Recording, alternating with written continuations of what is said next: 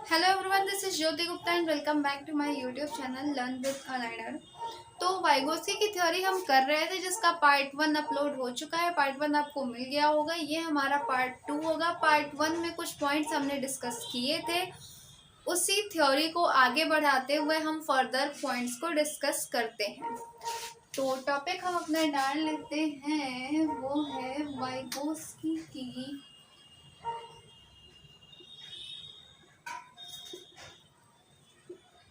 Socio cultural theory, यानी कि Vygotsky का सामाजिक सांस्कृतिक सिद्धांत। अब इन्होंने कुछ 3 पॉइंट्स दिए हैं, या ये कह सकते हैं कि 3 एस्पेक्ट दिए अपने थ्योरी में। वो क्या क्या है? फर्स्ट है ZPD। इसका फुल फॉर्म है zone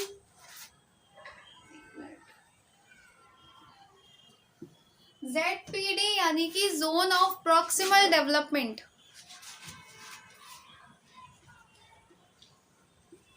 zone of proximal development.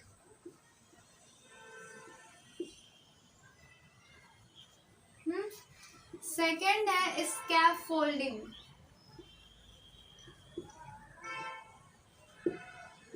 Third है MKO। इसका फुल फॉर्म होगा मोर नॉलेजेबल अदर। इसका फुल फॉर्म क्या होगा? More knowledgeable other.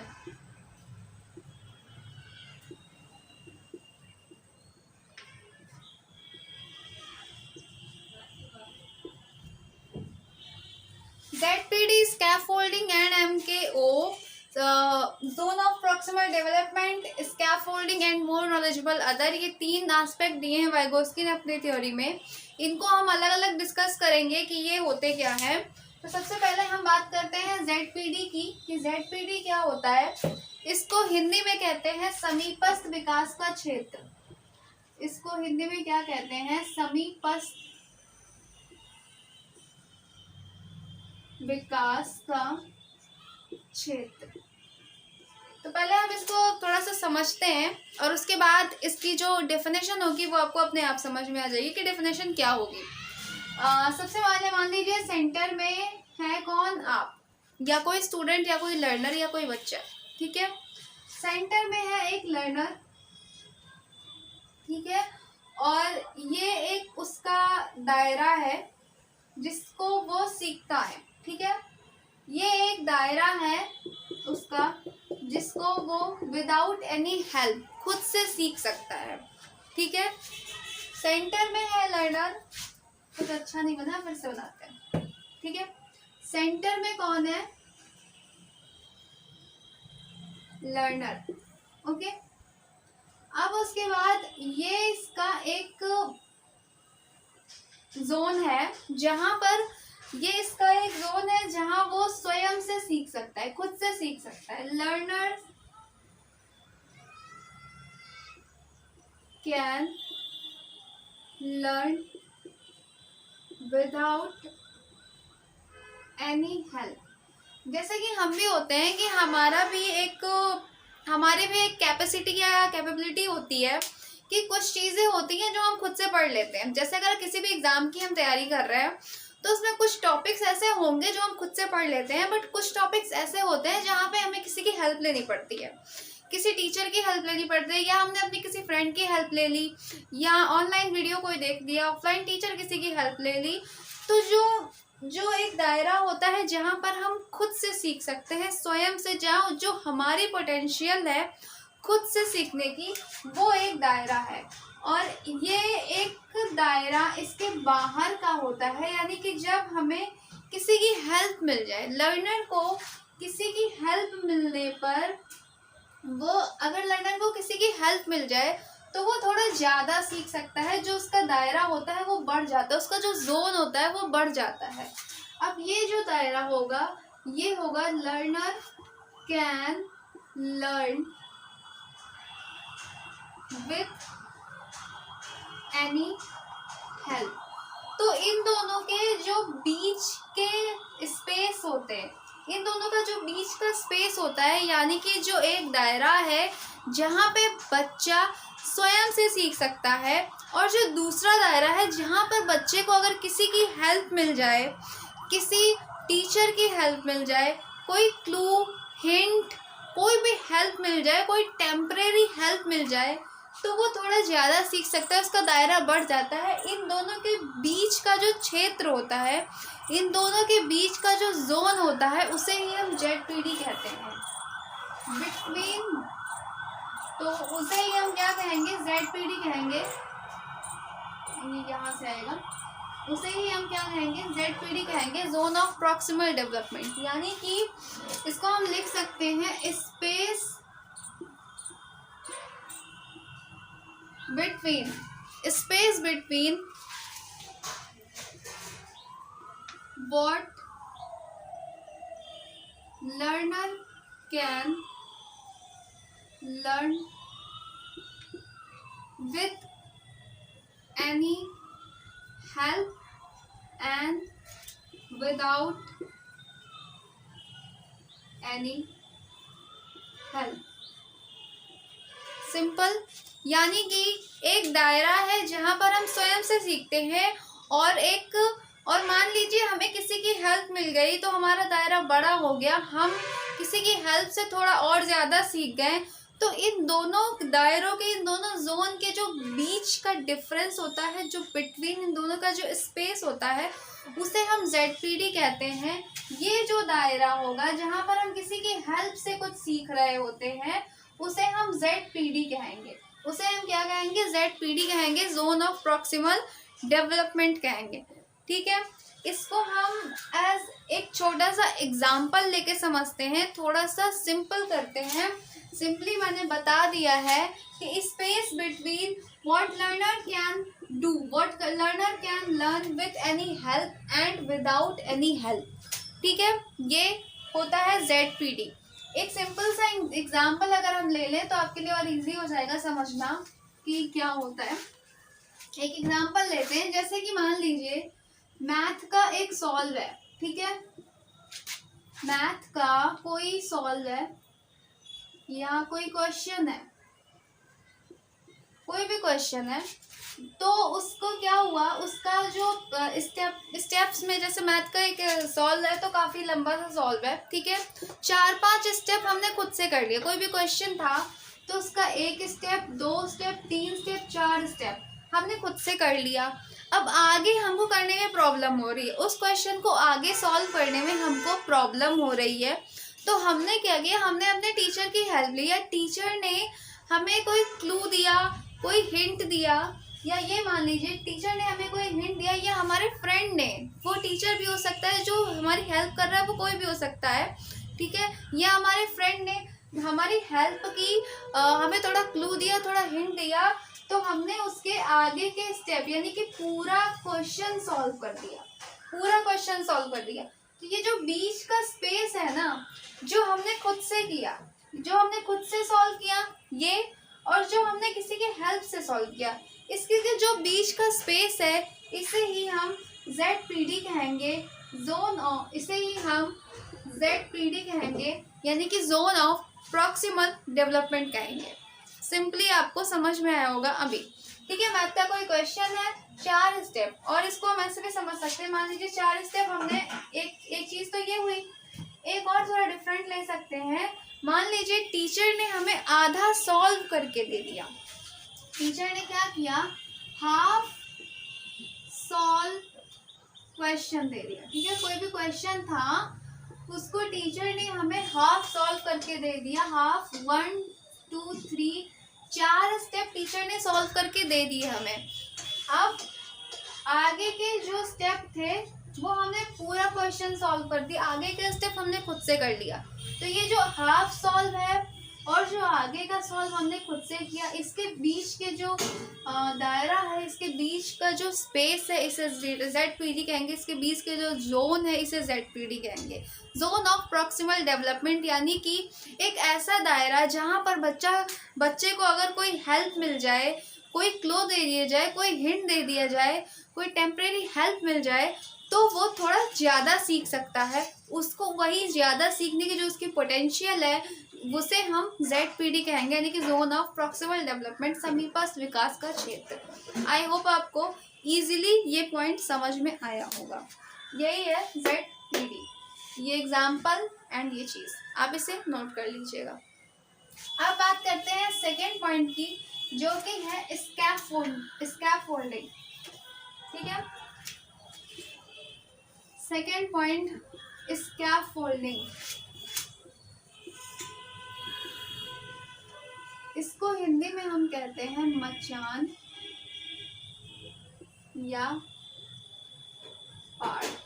सुनने में अभी काफी अजीब लग रहा होगा, स्कैफोल्डिंग क्या होता है ये।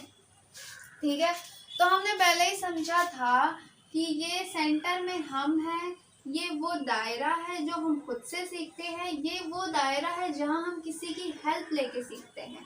तो ये जो हेल्प है ना, ये जो हमें हेल्प करी जा रही है, ये हेल्प जो होती है टेम्परेरी हेल्प होती है। ठीक है, ये जो हेल्प हमें मिल रहा है या जो क्लू मिल रहा है, जो हिंट मिल रहा है, या जो हमें हाफ सॉल्व क्वेश्चन मिल रहा है, यही होती है स्कैफोल्डिंग। स्कैफोल्डिंग को हम सिंपल मीनिंग में समझ सकते हैं, इसे हम कह सकते हैं टेम्परेरी हेल्प। क्या? Temporary help. टेम्परेरी हेल्प यानी कि बच्चे ने कोई क्वेश्चन, हम इसको जैसे एग्जांपल ले सकते हैं कि बच्चे ने कोई क्वेश्चन को आधा सॉल्व किया। ठीक है, अब आगे उसको सॉल्व करने में प्रॉब्लम हो रही है, टीचर ने उसको कोई क्लू दिया या कोई हिंट दिया या आगे के 2 स्टेप सॉल्व करके दे दिए, अब वो पूरा क्वेश्चन सॉल्व कर दे। तो ये जो 2 स्टेप सॉल्व करके दिया, यही स्कैफोल्डिंग कहलाती है, यही मचान कहलाता है, टेम्परेरी हेल्प कहलाता है। ये जो हमें हेल्प मिलती है ना, यही स्कैफोल्डिंग होती है।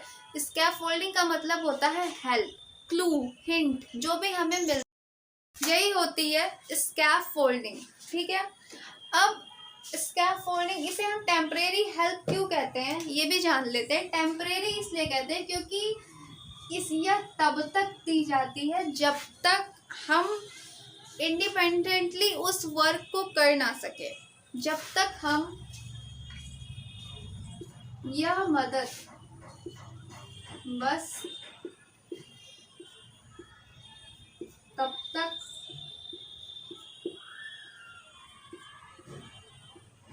दी जाती है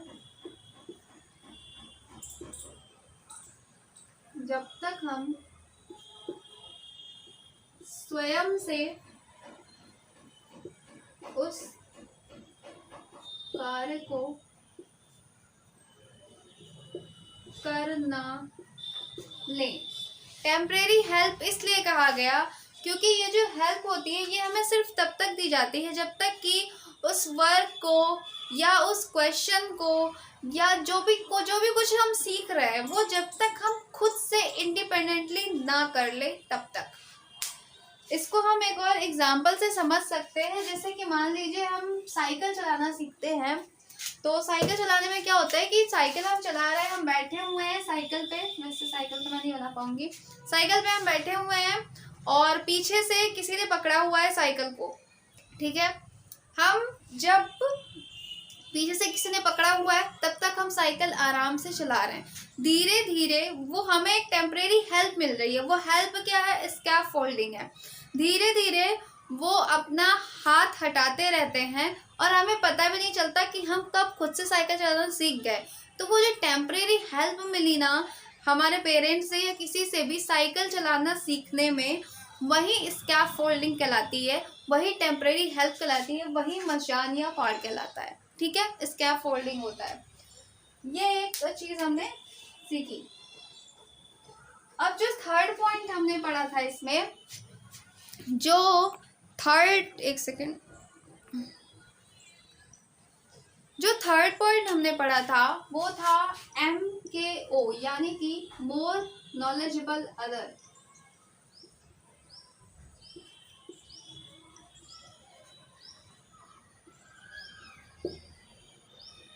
ये क्या होता है? मोर नॉलेजेबल अदर यानी कि ये जो हेल्प हमें मिल रही है ना, ये जो टेम्परेरी हेल्प हमें मिल रही है, या क्लू मिल रहा है, या एक सपोर्ट मिल रहा है, गेस मिल रहा है, हिंट मिल रहा है, ये जो हमें देता है उसे ही कहते हैं मोर नॉलेजेबल अदर। अब ये मोर नॉलेजेबल अदर कोई भी हो सकता है, हमारा फ्रेंड हो सकता है, हमारे पेरेंट्स हो सकते हैं, कोई टीचर हो सकता है, कोई भी पर्सन हो सकता है जो कि हमसे ज़्यादा कैपेबल हो उस फील्ड में। जैसा कि कोई भी चीज़ हम सीख रहे हैं, मान लीजिए हम मैथ कोई सॉल्व कर रहे हैं, तो मैथ में जो हमसे जिसकी जो नॉलेज है वो मैथ की हमसे ज़्यादा होगी, जो जिस पर्सन की मैथ में नॉलेज हमसे ज़्यादा होगी, वही मोर नॉलेजेबल अदर कहलाएगा, वही हमारी हेल्प कर सकता है। तो MKO क्या होगा? मोर नॉलेजेबल अदर वो पर्सन जो हमारी हेल्प, जो टेम्परेरी हेल्प, जो स्कैफोल्डिंग जिसके द्वारा दी जाती है, स्कैफोल्डिंग जिसके द्वारा दी जाती है वही कहलाता है मोर नॉलेजेबल अदर। स्कैफोल्डिंग जिसके द्वारा दी जाती है वो पर्सन कहलाता है मोर नॉलेजेबल अदर। ठीक है, अब इसकी एक डेफिनेशन है मेरे पास, तो वो मैं बताती हूँ आपको।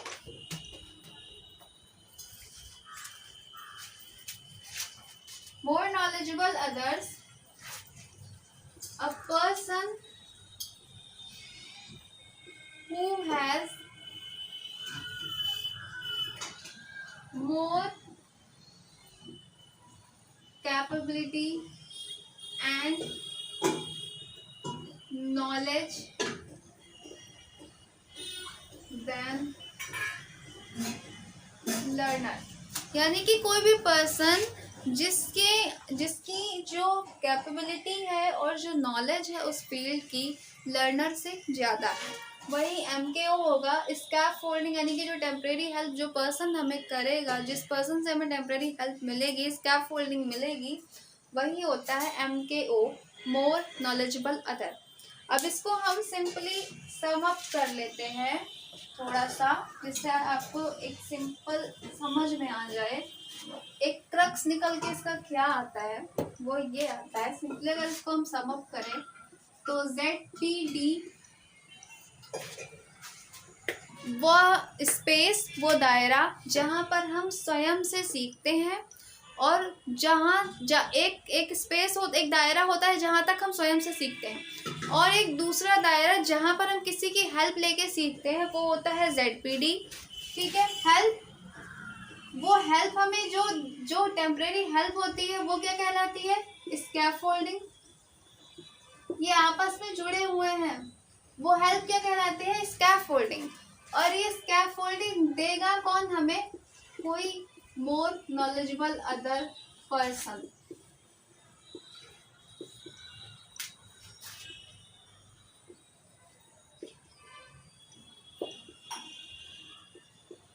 More knowledgeable other person. ठीक है, तो ये एक इम्पॉर्टेंट पॉइंट था वाइगोत्स्की की थ्योरी में, जो कि ZPD, स्कैफोल्डिंग एंड MKO यानी कि more knowledgeable other. I hope मैंने आपको बहुत इजीली इसको समझाने की कोशिश की होगी, आपको फॉर श्योर समझ में आया होगा। नहीं आया होगा दोबारा से वीडियो प्ले करके देखिएगा, 2 बार में तो समझ में आ ही जाएगा। ओके, तो as usual, do like, subscribe and share. Thank you so much.